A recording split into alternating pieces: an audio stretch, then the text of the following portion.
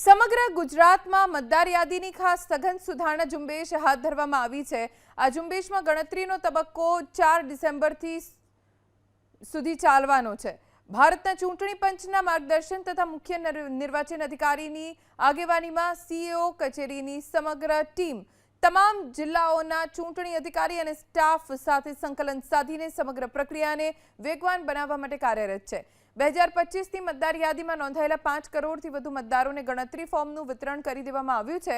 રાજ્યના 33 જિલ્લા પૈકી મોટાભાગના જિલ્લાઓમાં 100% ફોર્મ વિતરણ સંપન્ન થયું છે, જ્યારે અમુક જિલ્લામાં 100% વિતરણનું લક્ષ્ય હાંસલ કરવામાં આવ્યું છે। આ ફોર્મ પૈકી પરત મળેલા ફોર્મને ડિજિટલાઇઝેશનની કામગીરી પૂરજોશમાં ચાલી રહી છે।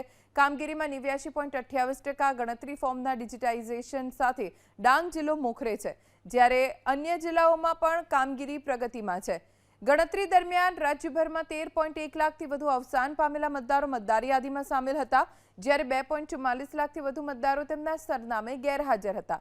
સાથે 16 લાખથી વધુ મતદારો કાયમી સ્થળાંતરિત થઈ ચૂક્યા હોવાનું પણ ધ્યાને આવ્યું છે।